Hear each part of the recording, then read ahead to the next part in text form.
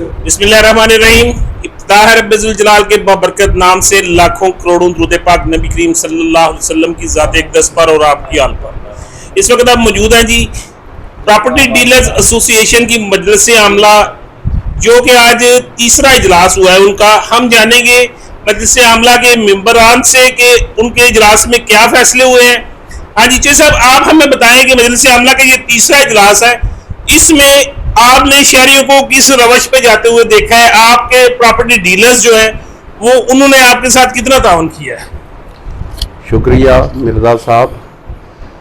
आज हमारा तीसरा इजलास था।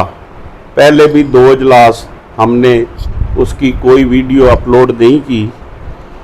आज इसलिए कर रहे हैं कि अल्हम्दुलिल्लाह हमने अपनी 4 टीमें तश्कील दी, जो फर्दन मिर्ज़ा साहब एक ऑफिस तक पहुँचे बंदे। अल्हम्दुलिल्लाह प्रॉपर्टी का काम करने वाले तकरीबन तमाम जो सीरियस बंदे थे, उन्होंने बाशगाफ अल्फाज में हमारी हमायत का ऐलान किया और उन्होंने कहा कि ये इन्वेस्टर हजरात के लिए तहफ़्फ़ुज़ का इससे बेहतर और कोई प्लेटफॉर्म हो ही नहीं सकता। आप बिस्मिल्लाह करें। अल्हम्दुलिल्लाह हम कामयाब हुए हैं अपने उस मिशन में जो हमें सौंपा गया था। चौधरी साहब, आप हमें ये बताएं कि जो आपने मेंबरान है उनसे रब्ता किया है, इसमें ब्रोकर्स भी शामिल होंगे या सिर्फ ऑफिस वाले जो मेजर वर्कर काम करने वाले हैं? ये आपका बड़ा अच्छा सवाल है जनाब। हुआ यूँ है कि जब हम खुद मीटिंग करते थे ना बंदों को मिल के आके, तो हमें मुख्तलिफ राय वो दफ्तरों वाले हजरात भी देते थे। कोई भी अपने ऑफिस का चीफ एग्जीक्यूटिव होता था, वो हमसे भी क्वेश्चन करता था, हम उसके जवाब देते थे। उनका भी ये एक बहुत बड़ा मसला था। हमने ये डिसाइड किया है कि हमारा जो फर्स्ट इजलास होगा, जो कि इंशाल्लाह बहुत जल्द मतवक्को है, तो उसमें तकरीबन हमारे शहर के हर प्रॉपर्टी का ऑफिस वाला चीफ एग्जीक्यूटिव मौजूद होगा।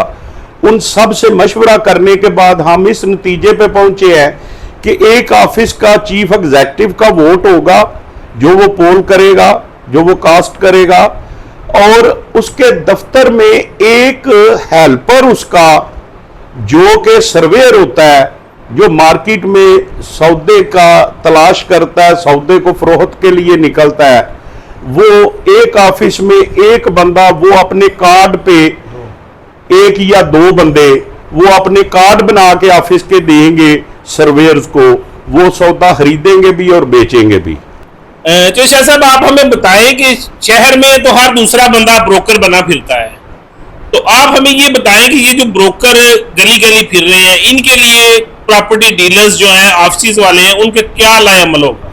हम एसोसिएशन के क्याम के लिए जब मुख्तलिफ दफातर में गए हैं ना जी, तो वहाँ पे ये तकरीबन हर दफ्तर का मसला था। ज़्यादातर इन्वेस्टर के साथ जो फ्रॉड हुए हैं ना, वो ये जो गली महल्ले में फिरने वाले ब्रोकर हैं ना, उन्होंने ज़्यादा किए हैं। जो ऑफिस वाला बंदा है, जो किसी ऑफिस से अटैच ब्रोकर है, जो किसी ऑफिस के साथ अटैच सर्वेयर है, वो तो पाबंद है अपने ऑफिस का, वो तो किसी के साथ फ्रॉड कर ही नहीं सकता। ये जो गली महल्लों में फिरने वाले हैं, वो अपने नफे नुकसान के खुद जिम्मेदार होंगे।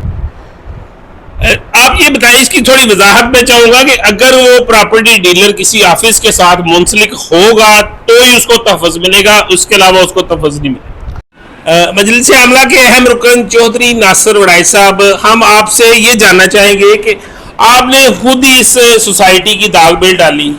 अभी एक ग्रुप जो है इस सोसाइटी का, उसने इलेक्शन कमीशन भी मुकर्रर कर दिया है और उस पर 2-3 दिन में वो इलेक्शन भी करवाने जा रहे हैं।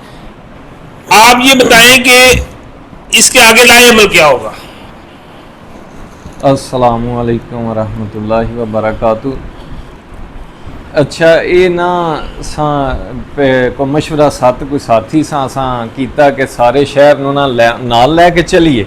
ਉਹਦੀ वजह हुई कि असां वेख्या कि बहुत ज़्यादा तनाज़े जिहड़े ने ना वो जायदाद की वजह तो होंदे ने ते खानदानां दे खानदान फिर ਉਹਦੇ तो मुतासर होंदे ने। असां 7 बंदियां लैके फिर शहर वालियां दी दावत कीती ते पहले दिन तो ख्वाहिश यही सी कि सारे दफ्तर होल्डर जिहड़े ने ना ਇਹਨਾਂ ਨੂੰ ਬੁਲਾ ਕੇ ਇਹਨਾਂ ਦੇ ਮਸ਼ਵਰੇ ਨਾਲ ਇਲੈਕਸ਼ਨ ਕਰਾਈਏ, ਜਾਂ ਉਹ ਮਸ਼ਵਰੇ ਨਾਲ ਕਿਸੇ ਦਾ ਇੰਤਖਾਬ ਕਰਦੇ ਨੇ ਤੇ ਫਿਰ ਅਸੀਂ ਸਾਰੇ ਅਖਲਾਸ ਨਾਲ ਉਹਨਾਂ ਦੇ ਨਾਲ ਚੱਲਾਂਗੇ। ਇਹਦੀ ਬੁਨਿਆਦ ਤੇ ਅਸੀਂ 28 ਤਰੀਕ ਦਾਵਤ ਰੱਖ ਲਈ। ਸਾਰੇ ਜਨਾਬ ਤਕਰੀਬਨ ਬੰਦੇ ਆਏ, ਕੁਝ ਮਿਸ ਹੋ ਗਏ, ਕਈਆਂ ਹਾਲ ਦਾਵਤ ਨਾ ਜਾ ਸਕੀ।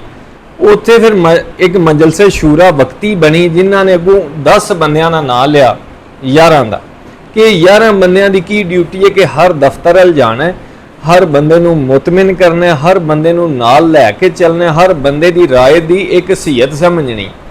ਉਹ ਡਿਊਟੀ ਲੱਗ ਗਈ। ਅਸੀਂ ਜਨਾਬ ਉਹ ਕੋਸ਼ਿਸ਼ ਸ਼ੁਰੂ ਕਰ ਛੜੀ। ਵਿੱਚ ਇੱਕ ਦੋ ਸਾਥੀ ਸਨ, ਉਹਨਾਂ ਨੂੰ ਕਿਸੇ ਵਜ੍ਹਾ ਤੋਂ ਵੀ ਨਾਰਾਜ਼ਗੀ ਹੋਈ, ਉਹਨਾਂ ਇੱਕ ਲਹਿਦਾ ਥੋੜੀ ਜੀ ਕੋਸ਼ਿਸ਼ ਕੀਤੀ। ਇਹਦੇ ਬਾਵਜੂਦ ਅਸੀਂ ਤਜਰਬਾ ਤੇ ਸਾਨੂੰ ਹੋਇਆ, ਅਸੀਂ ਉਹਨਾਂ ਕੋਲ ਗਏ ਆ ਕਿ ਇਕੱਠੇ ਹੋ ਕੇ ਟੁਰੀਏ, ਇਕੱਠ ਚੀਜ਼ ਹੈ, ਤੇ ਅਗਰ ਤੁਸੀਂ ਅੱਗੇ ਲੱਗਣਾ ਚਾਹੁੰਦੇ ਹੋ ਤੇ ਅਸੀਂ ਤੁਹਾਡੇ ਪਿੱਛੇ ਲੱਗ ਜਾਂਦੇ ਆ। ਇਹਨਾਂ ਲਫ਼ਜ਼ਾਂ ਨਾਲ ਉਹਨਾਂ ਨੂੰ ਜਾ ਕੇ ਆਖਿਆ। ਉਹਨਾਂ ਸਾਨੂੰ ਆਖਿਆ ਜੀ ਠੀਕ ਹੈ। ਇਹਦੇ ਬਾਵਜੂਦ ਉਹਨਾਂ ਥੋੜਾ ਜਿਹਾ ਮਤਲਬ ਆਪਣਾ ਪਲਾਨ ਅੱਗੇ ਲੈ ਕੇ ਚੱਲ ਰਹੇ ਨੇ, ਤੇ ਲੇਕਿन ਅਸੀਂ चौधरी नासिर साहब हमें ये बताएं, इस वक्त जो है ना उन्होंने एक इलेक्शन कमीशन मुकर्रर कर दिया है, ठीक है? अगर इलेक्शन कमीशन हो भी जाता है, लेकिन पहले दिन तो साडी कोशिश की है कि हर बंदे नूं नाल लैके चलीए। अगर वो सारिਆਂ ਨੂੰ ਇਕੱਠਿਆਂ ਕਰਕੇ ਦਾਵਤ ਦੇ ਕੇ ਇਲੈਕਸ਼ਨ ਕਰਾਉਣਾ ਚਾਹੁੰਦੇ ਨੇ ਤੇ ਫਿਰ ਵੀ ਅਸੀਂ ਨਾਲ। ਅਗਰ ਉਹ ਸਾਰਿਆਂ ਨੂੰ ਦਾਵਤ ਦਿੰਦੇ, ਅਗਰ ਇੱਕ ਧੜਾ 2 4 10 ਬੰਦੇ ਲੈ ਕੇ ਇਲੈਕਸ਼ਨ ਕਰਾਉਣ ਦੇ ਤੇ ਉਹਦੇ ਨਾਲ ਮੇਰਾ ਖਿਆਲ ਹੈ ਕੋਈ ਖਾਸ ਖਾਤਰ ਹਾ ਤਬਦੀਲੀ ਜਾਂ ਫਾਇਦਾ ਨਹੀਂ ਸ਼ਹਿਰ ਨੂੰ ਹੋਣ ਲੱਗਾ। ਸਾਡੀ ਕੋਸ਼ਿਸ਼ ਹੈ ਕਿ ਇਲੈਕਸ਼ਨ 2 4 ਦਿਨ 10 ਦਿਨ ਮਹੀਨਾ ਲੇਟ ਹੋ ਜਾਏ, ਲੇਕਿਨ ਸਾਡਾ ਕੋਈ ਵੀ ਪ੍ਰਾਪਰਟੀ ਹੋਲਡਰ ਬੰਦਾ ਮਿਸ ਨਾ ਹੋ। ਸਾਡੇ ਨਾਲ ਮੌਜੂਦ ਨੇ ਜੀ ਚੌਧਰੀ ਨਿਸਾਰ ਬਣਾਏ ਸਾਹਿਬ। ਚੌਧਰੀ ਸਾਹਿਬ ਇਹ ਦੱਸੋ ਕਿ ਜਿਹੜੇ ਤੁਹਾਡੇ ਆਫਿਸ ਦੇ ਵਿੱਚ ਇੱਕ ਤੋਂ ਜ਼ਿਆਦਾ ਜਾਂ 2 ਤੋਂ ਜ਼ਿਆਦਾ ਬੰਦੇ ਕੰਮ ਕਰ ਰਹੇ ਨੇ, ਉਹਨਾਂ ਵਾਸਤੇ ਕੀ ਲਾਇਅਮਲ ਹੋਵੇ? ਬਿਸਮਿਲ੍ਲਾਹਿਰ ਰਹਿਮਾਨਿਰ ਰਹੀਮ। ਜਿਹੜੇ ਤੇ ਜਿੰਨਿਆਂ ਵੀ ਦਫ਼ਤਰਾਂ ਨਾਲ ਅਟੈਚ ਨੇ ਉਹ ਤੇ ਉਂਝ ਵੀ ਸਾਡਾ ਹਿੱਸਾ ਨੇ। ਜਿਹੜੇ ਦੂਸਰੇ ਨੇ ਬ੍ਰੋਕਰ, ਉਹ ਵੀ ਸਾਡੇ ਭਾਈ ਨੇ, ਸਾਡੇ ਨਾਲ ਉਹ ਵੀ ਅਟੈਚ ਨੇ। ਉਹ ਸਾਨੂੰ ਕਸਟਮਰ ਲਿਆ ਕੇ ਦਿੰਦੇ ਨੇ, ਅਸੀਂ ਬਕਾਇਦਾ ਉਹਨਾਂ ਨੂੰ ਕਮਿਸ਼ਨਾਂ ਦਿੰਦੇ ਆ। ਅਸੀਂ ਉਹਨਾਂ ਦੇ ਬਾਰੇ ਵੀ ਇਨਸ਼ਾਅੱਲਾ ਬਹੁਤ ਜਲਦ ਕੋਈ ਅੱਛਾ ਲਾਇਅਮਲ ਬਣਾ ਦੇ। ਉਹ ਸਾਡੀ ਰਾਤ ਦਾ ਹਿੱਸਾ ਨੇ, ਨਾਲ ਉਹ ਬਿਲਡਰਾਂ ਦੇ ਅਟੈਚ ਨੇ।